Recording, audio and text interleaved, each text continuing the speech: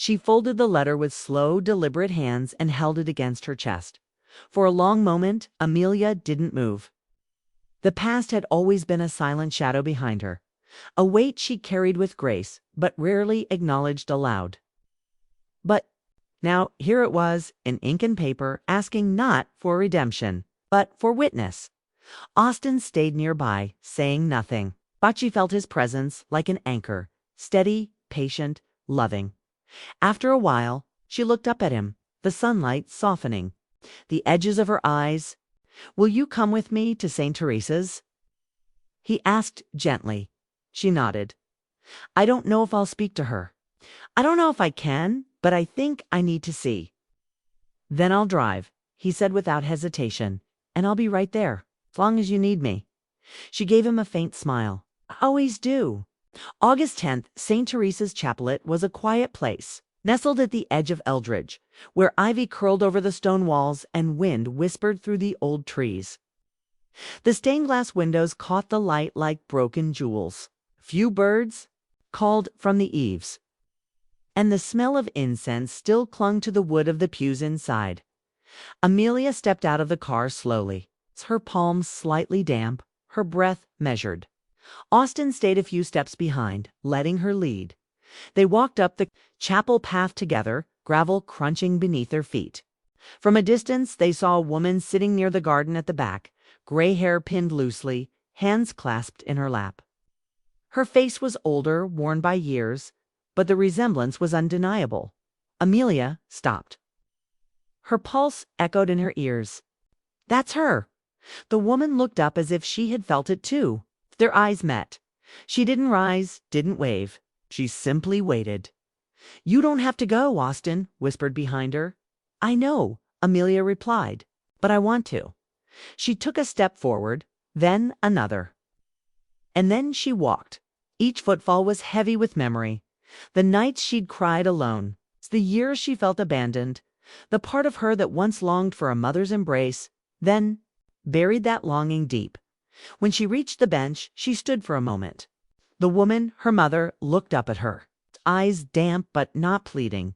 "I didn't know how to come back." Her voice cracked like a twig in autumn. "So I didn't, and that's on me."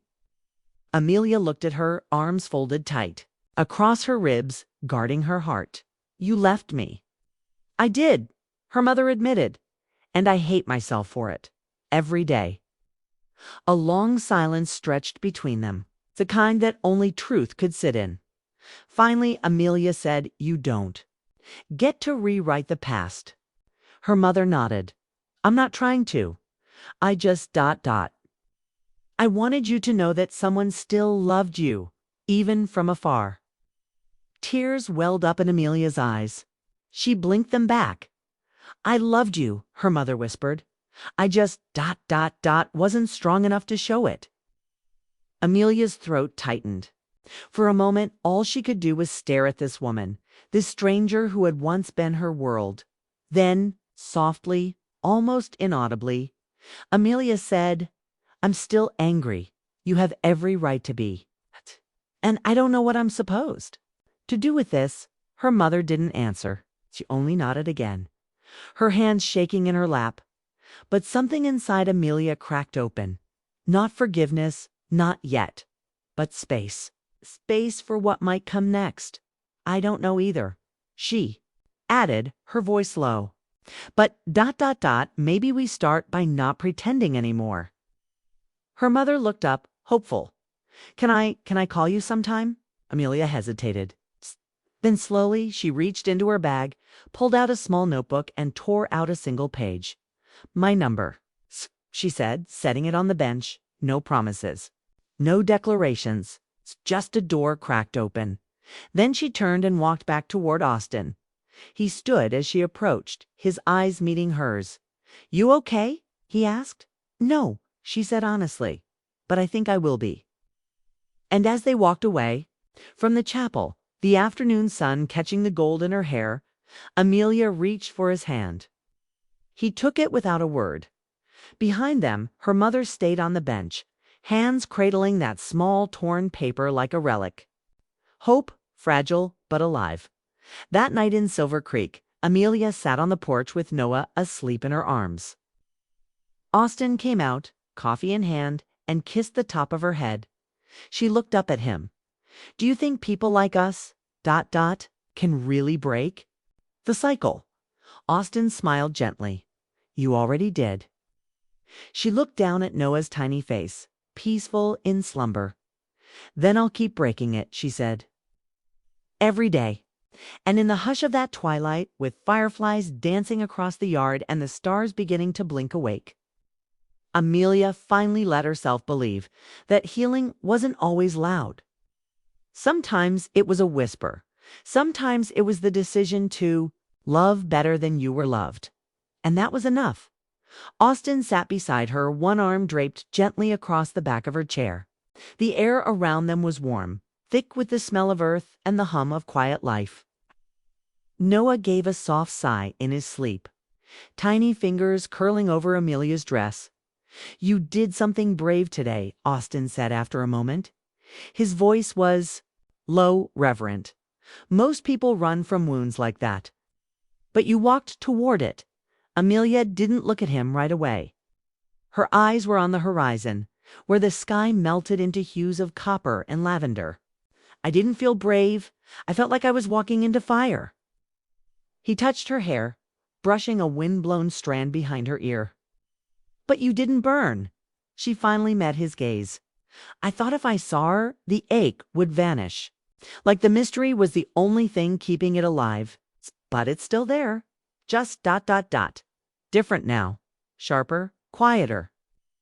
That's grief, he said. It shifts, not disappears. I thought healing would feel like a sunrise, she murmured. Voice far away, but it feels more like dusk. It's like everything is soft and broken and still okay somehow. Austin watched her carefully. Then, do you regret going? Oh, she whispered. And that surprises me. He smiled. You surprise me every day. They sat in silence for a while. Noah stirred once, then settled again. The stars above them began to blink more clearly now, as night tiptoed over the land.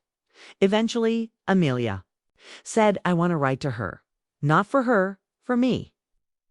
You should. I want to tell her who I've become. The parts of me that grew in spite of her absence, and the ones that still bear the shape of her shadow. Austin nodded. Your story, not hers. Amelia rested her head on his shoulder. I want to be the kind of mother Noah never has to wonder about. Never has to search for in chapels or letters or locked drawers. You will be, he said quietly. You already are. She was quiet for a moment longer, then lifted her head. There's something else. What is it? She turned toward him, steady now. I want to go back to work. Austin blinked. The clinic. She nodded. Part-time for now. I miss being useful beyond these walls. I miss helping people who walk in with their own pain and walk out with a little less. I need that part of me back. He smiled slowly, admiration lighting his eyes. Then we'll make it work. She exhaled deeply. There's a lot I'm still figuring out, Austin, about myself, about this family, about what kind of life I want Noah to grow up watching. He leaned forward, pressing his forehead gently against hers. As long as it's one we build together. I'm in. A hush fell between them again, not heavy, but holy. Later that night, when the house had gone quiet and Noah was fast asleep in his crib, Amelia sat at the old desk by the window, the same one she used to write letters on as a girl, letters no one ever read. This one would be different. She pulled out a blank sheet of paper and began. Dear Grace, you don't know the woman I've become, and maybe you never will. I want to tell you anyway, 'cause I've carried too much silence for too long. ... The words flowed not as accusation, but as release. Not to reopen wounds, but to let air in. And across the hallway, Austin watched the light spill under her door and smiled. This was how healing began. Not with a THUNDERCLAP, but with a pen. And a choice. I've carried too much silence for too long. And I refuse to pass it down to my son. There's so much I'll never understand about why you left, or how you did. But I'm done letting that be the center of my story. I'm writing a new one. Now with pages filled by love, I know how to give, even though I never fully received it. Maybe especially because I didn't. Amelia paused, her fingers trembling slightly as they gripped the pen. Then she pressed on. You missed so much. You? Missed the way I learned to tie my own shoes. The way I fell in love for the first time. The nights I cried in the dark, trying to remember the sound of your voice. But I've stopped waiting for you to come back and fill the empty spaces. I filled them myself with hard work, with good people, and with a love I never thought I'd find. This isn't a letter asking you to explain. It's not even a letter asking for forgiveness. It's just a letter from a woman to the ghost that shaped her saying, I see you, but I'm done being haunted by you. Goodbye, Grace, wherever you are. Whatever you're still running from, ... I'm not running with you anymore. Amelia ... She set the pen down.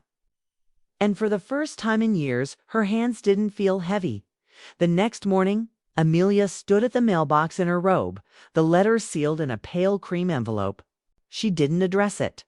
There was no destination, just a gesture, a ritual of letting go. She slid it inside and closed the box. As she turned to go back inside, Noah's laugh rang out from the window where Austin held him. The sound caught her in the chest. It didn't break her. It rebuilt her inside. Austin had laid breakfast out, eggs, toast, orange juice. Noah clapped excitedly when he saw her. She kissed his tiny fingers and took a seat, her heart still a little raw but beating freer than ever. Austin poured her coffee and leaned in. You okay? She looked up at him, eyes clearer, spirit steadier. I'm better than okay, she said. I'm beginning. 2 weeks later, ... the clinic smelled like antiseptic and lavender oil. Familiar, comforting. Amelia stepped through the door slowly, her ID badge swinging from her neck. Nurses paused when they saw her. A few smiled wide and genuine. One of them whispered, it's good to have her back. Dr. Wren met her by the nurses' station. You sure you're ready? Amelia smiled. Ready to be useful again? Absolutely. She was assigned to a small rotation, family medicine, prenatal consults, wound care. By noon, her white coat didn't feel foreign anymore. She was in her rhythm, focused, calm, steady. Between patients, she glanced at the photo Austin had slipped into her bag, her and Noah sitting under a tree in the vineyard, sunlight spilling around them. She touched it gently. Yes, she was still healing. But for the first time in years, she wasn't just surviving. She was living. That evening, Amelia returned home, exhausted but alive in a way she hadn't felt for a long time. Her coat still smelled faintly of sanitizer. Her curls had half fallen from their clip. And her legs ached from standing all day but. Her smile was quiet and real. Austin was in the kitchen, humming to Noah as he stirred something on the stove. The little boy, propped up in his high chair with a bowl of mashed sweet potatoes, beamed when he saw her. Mama, he squealed, arms flailing. Amelia dropped her bag and rushed to him, pressing kisses to his cheeks, to his hair, to the soft folds of his neck as he giggled. She was breathless by the time she turned to Austin. How was he? She asked, already reaching for a spoon. Perfect, Austin said. He handed her a plate, like his mom. She gave him a look. Liar. He threw your wallet in the toilet yesterday. Austin shrugged. Still perfect. They ate dinner as a family, nothing fancy, just lentil stew and flatbread. But there was laughter. A lot of it? At one point, Noah tried to feed Austin a soggy carrot, and Austin pretended to faint. Amelia laughed so hard she cried. Afterward, with Noah asleep and the house quiet, they found themselves on the back porch, wrapped in a blanket. Looking out at the vineyard under moonlight, Austin rested his chin on her shoulder. You were amazing. Today, you know that, right? She didn't answer right away. Her eyes were far off, remembering the warmth of a patient's hand, the tired smile of a new mother, the scribbled thank you note from a young boy with a broken wrist. I felt useful, she said softly. Like I wasn't just a woman dragging a past behind her, like I was actually doing something again. Austen kissed her temple. You never stopped. Even when you thought you did. There was a pause. Then Amelia turned to him, something shifting in her eyes. I want to start a foundation. Austen blinked. A foundation for abandoned children. For mothers who never learned how to mother because no one taught them how to love. For women who were told they had to survive quietly. Gosh. She sat up straighter, voice gaining fire. Not just a charity, a space. With therapists.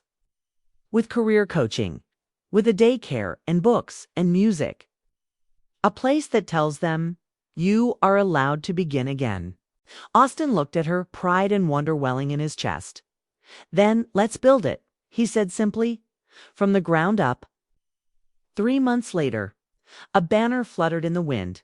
The Grace House, sanctuary for rebirth. Amelia stood beside the ribbon with a pair of gold scissors. She wore a soft navy blue suit, her curls pinned back. Noah perched on her hip. Austen stood behind them with quiet pride. Dozens of women gathered, some young, some older, some with children clutching their legs. Others with eyes that held entire. Novels of pain and hope. Don Amelia stepped forward.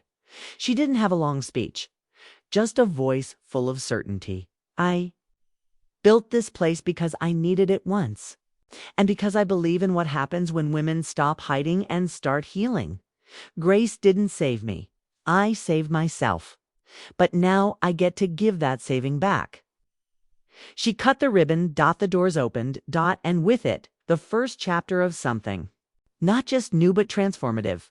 The moment the doors of Grace House opened, a hush fell over the gathered crowd, as if they were all collectively holding their breath. Amelia stepped aside, letting the first woman cross the threshold. She was in her late 40s, with a child clinging to her skirt and haunted eyes that flickered with disbelief.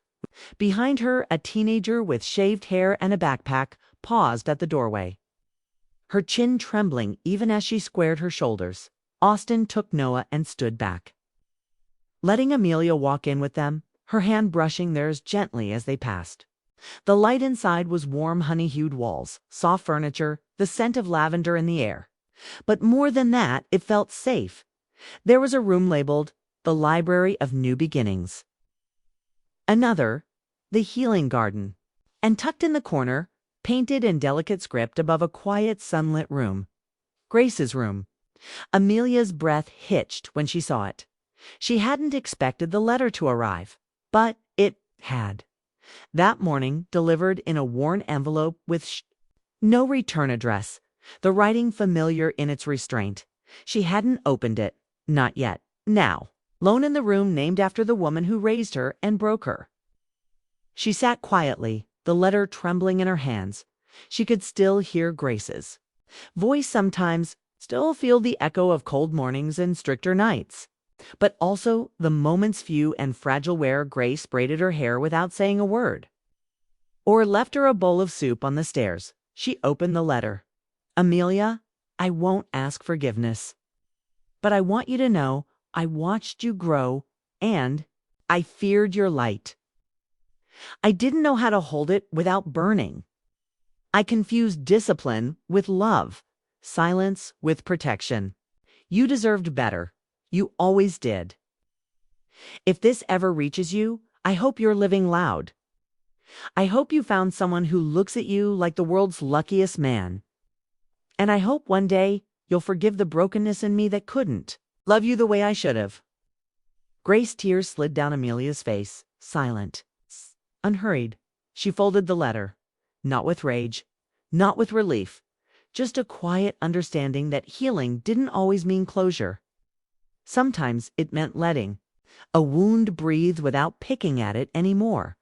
Outside Grace's room, a woman waited, young, barely 20.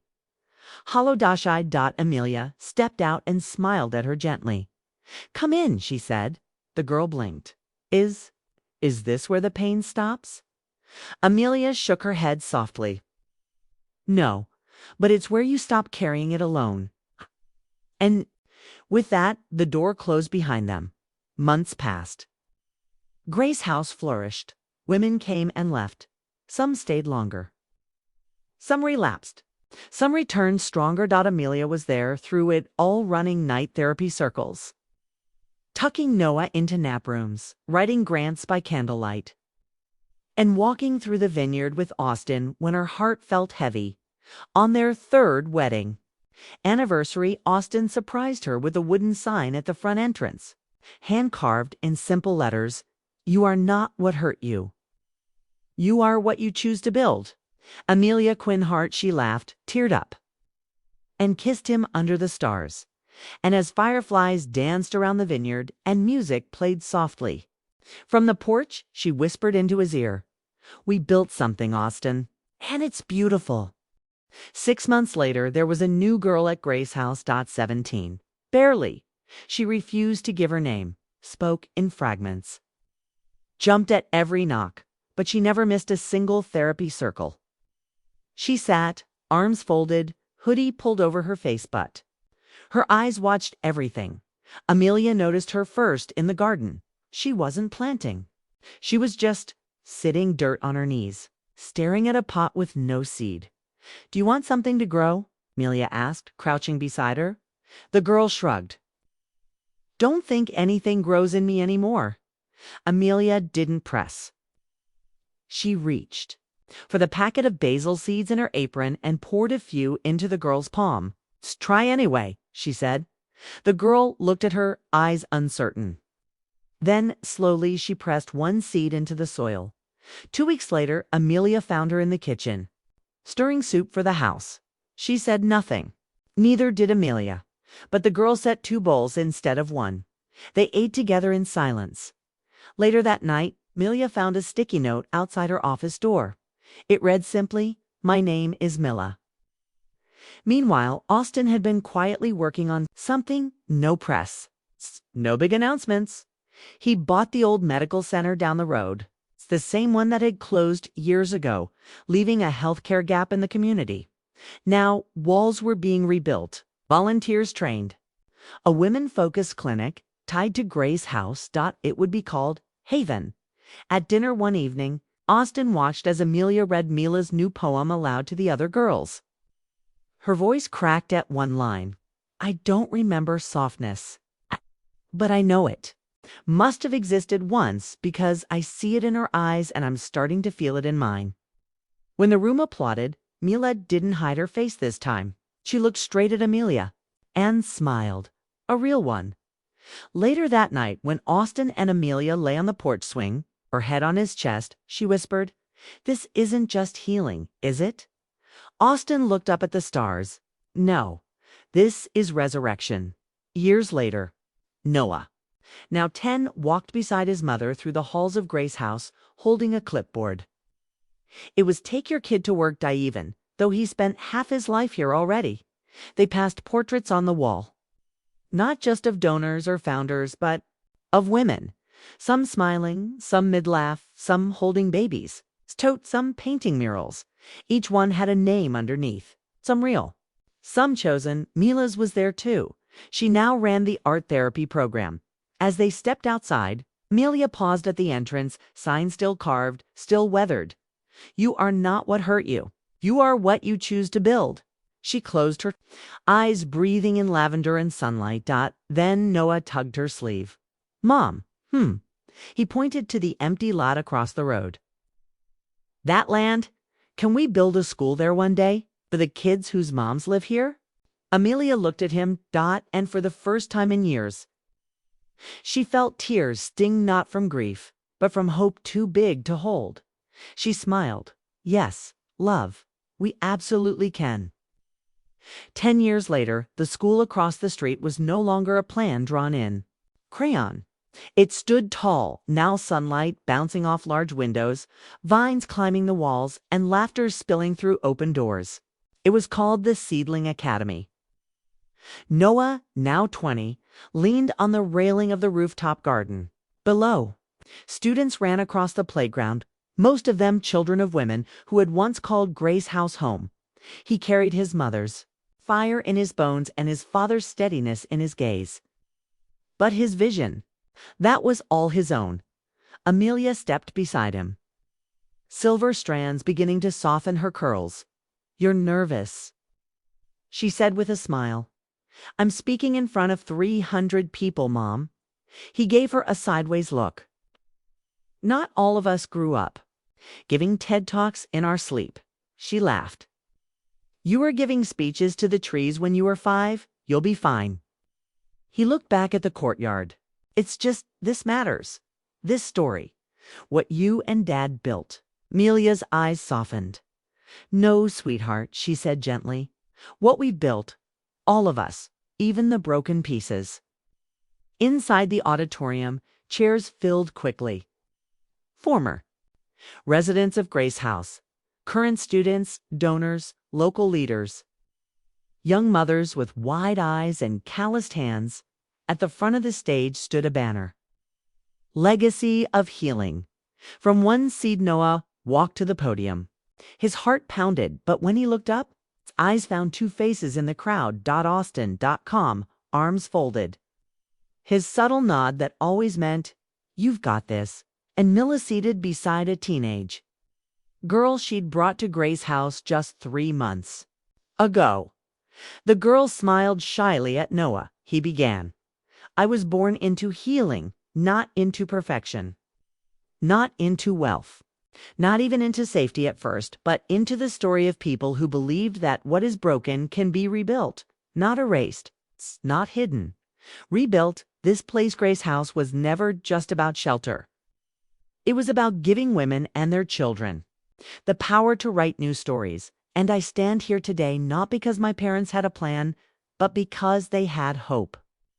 And they planted it over and over. In every woman who walked through those doors, in every child who asked, 'Am I safe now?' In every seed that didn't know if it could grow. This school exists because of them, because of you. It's because of what love looks like when it stays." He paused, then added quieter, "And when it fights?" When the standing ovation faded, Amelia found herself wiping tears from her cheeks. Austin wrapped his arm around her shoulders and kissed her temple. "He's more than we dreamed," she whispered. Austin nodded. "Because he was raised in the aftermath, I chose to make it a beginning." That night, back at the house, Amelia and Austin sat under the stars again, older now, softer in some ways, stronger in others. "What now?" she asked, echoing her words from a decade before. Austin looked at her, then at the lit windows across the street. "Now we rest and let them rise." The next morning, Grace House buzzed with the kind of calm only built through years of care. There was breakfast on the long wooden tables, mango slices, boiled eggs, soft bread, and tea steeped with lemongrass from the garden. Women moved in and out of the kitchen, laughing softly. Some had babies tied to their backs. Others had notebooks tucked under their arms, heading to morning workshops at the back of the house. Noah stood by the garden beds, sleeves rolled up, gently showing a 10-year-old how to stake a tomato plant. "This one," he said, "looks weak now, but give it time. The roots are deep." The girl nodded slowly, biting her lip. "Like me." He smiled, not patronizing, just warm. "Exactly like you." Inside, Amelia sat in the office with Mila, reviewing intake forms and a new proposal for vocational training. Mila, now in her 30s, wore her strength like a quiet flame. There was a kindness in her, but no softness in the way people once assumed kindness looked. Hers was the kind that didn't flinch. "There's another girl," Mila said, "came in last night. 17. Her name's Aciosa. Barely spoke a word." Amelia's eyes lifted. "What do you think she needs?" Mila said simply. "And silence that doesn't judge." Amelia leaned back in her chair, pride radiating gently. "You've become what you once needed." Mila met her eyes. "Because you let me become it." Later that evening, Austin found Amelia in their old garden. She was kneeling in front of a new sapling, not the one she used to plant with trembling hands. This one was an avocado tree, strong, defiant in its place. He crouched beside her, slipping a hand into hers. What are we naming this one? Amelia smiled. Asias had picked it. She said she didn't want to name it after pain. Just hope. Austin looked at the small tree. Then at his wife. His voice was low. Then we've done what we came to do. Later that week, a letter arrived, hand-delivered, no return address. Just Amelia's name in careful handwriting. She paused before opening it. Austin was upstairs with a few of the boys, showing them how to fix the hinges on the chicken coop. The house was quiet for once, Milla, and the rest of the team had taken the girls to a nearby community event. Alone at her desk, she unfolded the letter. The paper was soft, cream-colored, the scent faintly floral. The words, few, but they hit like thunder. I don't know if you remember me. I'm ready now. Want to talk? It was signed simply. Selena. Amelia's breath stilled. For a moment, the room was too quiet. Her mind spiraled backward. Selena, one of the earliest girls who had come through Grace House in the beginning, before they even had protocols or proper forms, when the home was more a shelter than an organization. Selena, who had vanished without a word 3 years ago, Austin, came in quietly, wiping his hands on an old towel. He saw her expression and didn't ask right away. Knelt by her side. She handed him the letter. He read it once, then again. His brows drew together. She's alive. Amelia nodded slowly. And reaching out, they didn't speak for a long moment. Then Austin stood and said what he always did in moments like this. Then we hold space, however long it takes. The next day, Amelia sat in the small sunroom, off the kitchen. It had become her quiet meeting space, soft chairs, woven rugs, and plants that draped gently from shelves. Mila popped her head in. You have 5 minutes before your next session. You want me to sit in? Amelia looked up. Oh, I think I need to do this one alone. Mila nodded, understanding. She's in the car. I'll bring her in when you're ready. The door opened gently. Selena stepped in. Thinner, older. Her eyes didn't carry fear, just exhaustion. And something else, determination. Amelia stood but didn't move to hug her. She waited. Selena blinked at her lips, parting but no words coming. Instead, she walked forward slowly and sank into the chair opposite. For a full minute, they just looked at each other, and then Amelia said softly, "Welcome back." Selena's eyes welled up, but she didn't cry. She lifted her chin. "I want to work here." Selena's words hung in the air. "I want to work here." Amelia didn't react immediately. She studied Selena's face, the firm line of her jaw, the nervous twitch of her fingers, the flicker of something unspoken in her eyes. She finally spoke, calm and measured. "This place has changed since you left." "We've changed." "I know," Selena said. Her voice was low, almost hoarse. "That's why I came back.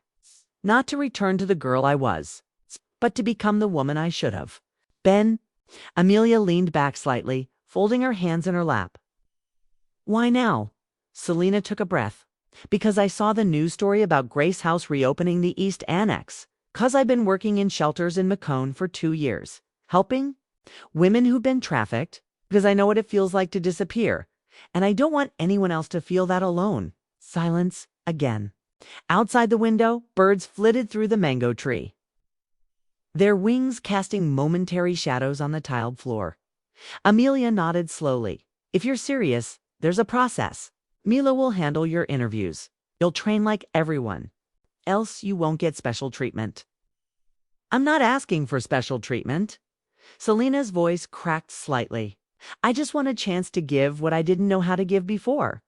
Amelia finally rose and opened the door. "Then, show up tomorrow. 7 a.m. sharp." Selena blinked. Just like that. Just like that," Amelia said softly. "Because second chances shouldn't take forever." That evening, as the household wound down, Amelia found herself in the back garden, pulling weeds from the herb beds with Noah crawling beside her. He babbled to himself, smearing dirt on his little cheeks like warrior paint. Austin stepped out with 2 cups of tea, setting one beside her. "How did it go?" "Oh, she's..." "Still Selena," Amelia murmured. "Ah!" But not the same Selena we lost. Something different in her eyes. She's walked through fire. Austin sat beside her. You think she's ready? I think she's searching for the same thing we all are, she said, a way to make her scars mean something. Austin was quiet a moment. She might stir things up. Mila's protective of the girls. Some of them remember when Selena left. I know, Amelia said. But part of healing is welcoming the ones who return, even if they're leaving hurt. The next morning, the East Annex buzzed with quiet energy. Staff set up chairs, cleaned therapy rooms, and sorted through donations. In the far corner, Mila was reviewing the volunteer schedule on a clipboard when Selena walked in, hair tied back, wearing a plain white shirt and black jeans. Mila looked up, her eyes narrowing. Your early Selena gave a small nod. You're in charge. Mila didn't return the nod. I always was. Selena didn't flinch. Me? What to do? A tense pause.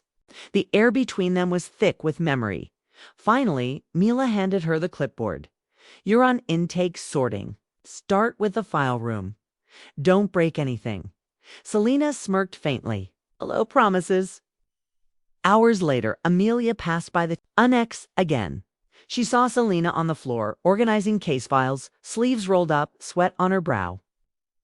There was a strange peace in her movement, a quiet determination that said she didn't need to prove she'd changed. She just needed to be different. From a distance, Mila watched two arms crossed, unreadable. But she didn't interrupt. 2 days into her work at the annex, Selena moved like someone learning to breathe all over again. She didn't ask for sympathy. She didn't avoid the stares. When the younger girls whispered or moved away in the halls, she simply kept walking. But there were moments, small, fractured moments where the weight of everything pressed down. Like when she entered the old classroom and saw her name still etched faintly into the back of a desk. Or when she passed the art therapy room and heard one of the girls sobbing through the wall. That evening, she stayed late, helping the maintenance team sort supplies. Mila passed by and paused at the doorway. You don't have to stay past hours, Selena. Didn't look up. I couldn't sleep last night. Don't like being still. Mila stepped in, arms folded. You think this is how you fix it? Selena finally stood. I know I can't fix anything. But maybe I can help someone else not make the same mistakes I did. Mila stared at her for a long beat. Then, with a clipped tone, the clinic needs someone to assist with intake counseling. You'll shadow Doreen for a week. If she approves, you stay. Selena blinked. You're serious? Not doing it for you, Mila said. The girls need someone who's walked through the dark and come out the other side. But if you screw this up, she let the warning hang like a blade in the air. I won't, Selena said quietly. Meanwhile, in the upper floors of the main house, Amelia was standing at the long boardroom table with Seji, her chief coordinator, going through files. Blueprints for Grace House's expansion were spread before them. We've got new interest from 3 regional councils, Saya said. They're asking for partnership models. But they want proof of impact. Hard data, we'll give it to them, Amelia replied. But not just numbers, stories, lives changed. She tapped a folder labeled Mid-Program Testimonies. Her hand lingered on it. There's talk, Sayi added cautiously, that the Leona Foundation might consider you for the East African Coalition. They're looking for local leadership people, grounded in the community. Amelia's eyes flickered with something unreadable. That kind of leadership always comes with a cost. Sayi tilted her head. Are you ready for that? Amelia looked toward the window, where the annex buzzed with motion. Below, Selena stepping out into the sunlight, Mila trailing a few steps. Behind, arms still folded but slightly looser now. I think it's time, she said. We've been healing inside these walls long enough. Now we build beyond them. That night at the kitchen table, after Noah had fallen asleep, Austin placed a folder in front of her. Inside was a single page with the Leona Foundation's letterhead. You didn't tell me. Amelia said softly, but not accusing. I didn't want to pressure you, Austin replied. But they want a response before the summit. She read the letter in silence. The words blurred slightly. It wasn't pride that filled Hurt's weight. The kind that came with knowing her choices would ripple outward into dozens of communities that hadn't yet known healing. I'm not doing this without the team, she said firmly. Not as the face of something. It has to stay grounded. Personal, real. Austin smiled, brushing his thumb across the back of her hand. Then that's what it will be. 3 weeks passed. The days blurred into a quiet rhythm at Grace's house. The hum of healing wasn't loud, but it was constant, like a heartbeat beneath the surface. Selena had begun her rotation at the clinic. At first, the girls barely spoke to her during sessions. Some refused to enter the room when they saw her shadow at the door. Others whispered loud enough for her to hear. That's her, the one who helped them. But then there was Adama. Barely 17 sharp eyes, and a voice that never rose, above a whisper. She sat in the back of the room, arms crossed, until one session, when Selena mentioned how it felt to wait in silence for someone to believe her story. Adama looked up, just once. Just enough. After the session, she lingered. You said they didn't believe you either, she asked, not looking at Selena. Selena nodded. Not at first. And when they finally did, it was too late. Her throat tightened, almost, but I was still breathing. And that meant there was still time. Adama didn't answer. She just left. The next day, she came early. It wasn't victory. It was a crack. And for Selena, it was enough in the administrative wing. Sei slid a new report across Amelia's desk. Selena's sessions have shown the highest attendance in the last 2 weeks. We were going to let her go after a month. Should we reconsider? Amelia glanced at the data, then closed the file. We don't owe her forgiveness, she said quietly. But the girls, if they're showing up, if they're seeing something in her, then maybe it's not about what we owe her. It's about what they need. Seji gave a half smile. That sounds like a yes. Amelia didn't answer. She looked out the window instead, watching Selena walk across the courtyard alone. Shoulders hunched, but not hiding. That evening, Austin found Amelia in the kitchen, barefoot, tea steaming beside her, files spread open again. He didn't say anything. Just picked up a report, read a few lines, and then leaned against the counter. You've been quieter, he said. Amelia nodded. Everything's growing faster than I imagined. Sometimes it scares me. He came closer, brushing her knuckles. With his fingers, you're allowed to be scared. Don't let it stop you. I won't, she said, after a pause. But I think I'm starting to understand why Mom slowed down before she passed. She wasn't tired. She just knew it was someone else's turn to carry the fire. Austin's eyes searched hers. And who do you think is carrying it now? Amelia closed the folder. Not just me. Not anymore. Maybe it's time to be continued.